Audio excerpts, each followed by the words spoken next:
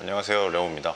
다이어트 관한 주제를 다뤄볼까 하는데요, 제 주변에도 다이어트 하시는 분들이 매우 많습니다. 짐을 다는 이유가 다이어트가 목적인 분들도 꽤 많고요. 요즘 다이어트 챌린지도 진행하고 있는데 다이어트를 함에 있어서 알아야 될 몇 가지를 알아보도록 하겠습니다. 순수한 체중 감량이냐 또는 지방 감량이냐, 이 문제를 먼저 확인해 볼 건데요.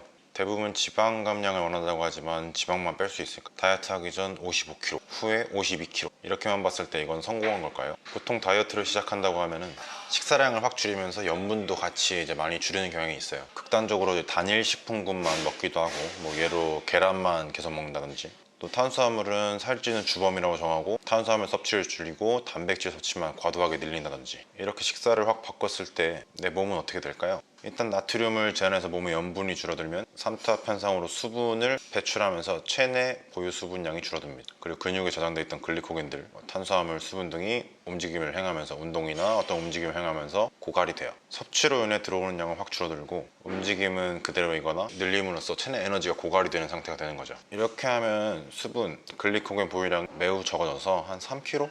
체중에 따라 다르지만 3kg에서 5kg는 쉽게 빠질 수 있어요. 다이어트를 뭐 해서 초반에 이런 거 경험해 보신 분들이 있을 거예요. 초기에 확 빠지는 경우.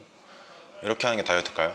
뭐 단순 체중 감량, 수치만 줄이는 거면은 뭐 이렇게 하는 것도 나쁘지 않을 수 있어요. 목적이 다른 거니까. 근데 이렇게 얼마나 버틸 수 있을까요? 극단적인 다이어트 상황. 사람의 인내력에는 한계치가 있습니다. 평소 맛있게 먹고 뭐 먹고 싶은 거 다 먹고 하면서 살다가 다이어트 한다고 한 가지씩 참아야 될 게 늘어나게 되면 내가 감당할 수 있는 인내력에 한계치가 오는 순간 다이어트는 무너지게 됩니다.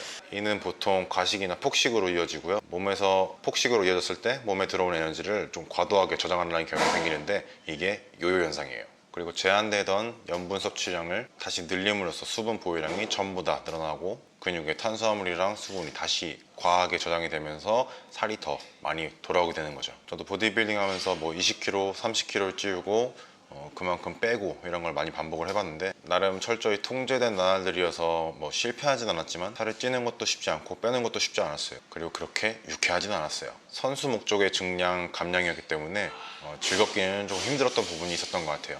체지방 싹 걷어내고 수분 보유량도 제한하고 시합 끝난 뒤에 뷔페나 뭐 음식을 과도하게 섭취하면은 뭐 3kg 그는 쉽게 돌아오는 것 같았어요. 하루 이틀 내에 5kg 정도는 금방 올라왔던 것 같아요. 수분 보유량이 늘어난 거죠. 에너지가 많이 저장된 상태. 이게 건강에는 좋지 않은 걸 알면서도 선수로 생활할 때는 시합의 성적이 우선이기 때문에 건강보다는 그걸 택했던 것 같아요.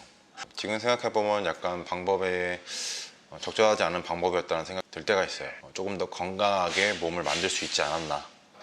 지금은 먹고 싶은 거 웬만한 거 다 먹고 있는데도 적절한 체지방량을 유지하면서 힘도 유지하고 건강하게 운동을 하고 있습니다.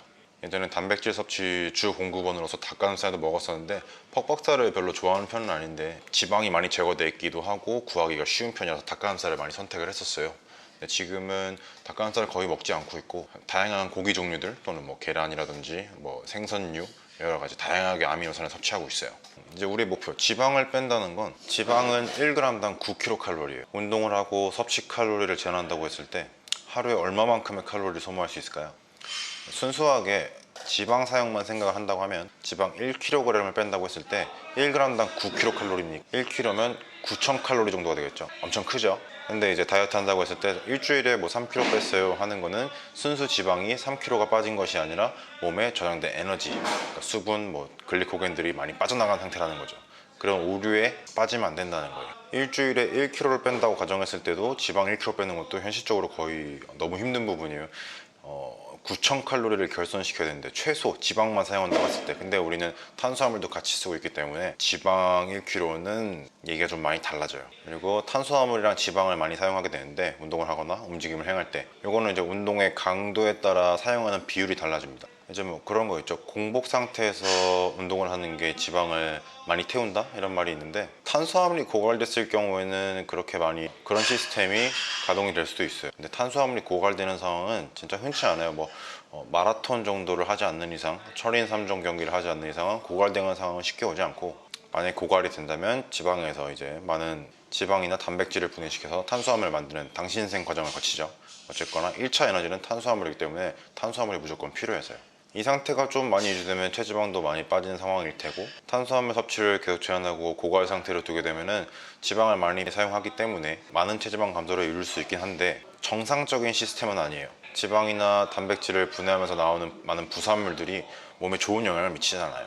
부산물 중에 케톤이라는 게 있는데, 케톤이 체내에 슬슬 쌓이기 시작하는 상태는 지방이랑 단백질을 많이 분해하고 있는 상태라고 생각하면 될 것 같아요. 살이 빠지고 있는 상태, 이거 뭐 케토시스 상태라고 하죠. 근데 이게 2주 이상 지속되면 이게 불안정한 대사 과정이다 보니까 과다하게 될 경우 케톤체가 혈액에 많이 축적이 되면 케톤 산혈증까지 넘어갈 수 있어요. 이건 좀 위험한 상태이기 때문에 케토시스 상태에 대해서는 좀 공부를 많이 하고 경험해보는 걸 추천합니다.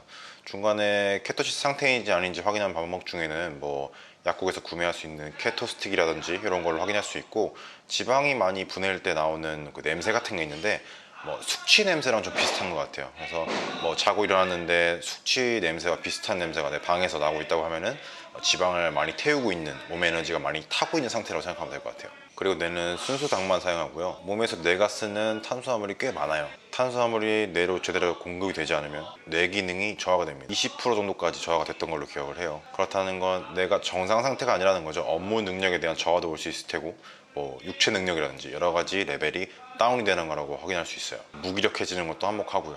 그래서 저는 다이어트 할 때는 탄수화물을 너무 제한하지 않는 것을 추천하는 편입니다. 생존적인 측면이나 퍼포먼스적인 측면에서 탄수화물은 1차 에너지로서 굉장히 많은 힘을 만들어낼 수 있게 도와주기 때문이죠. 그리고 탄수화물은 맛있으니까요.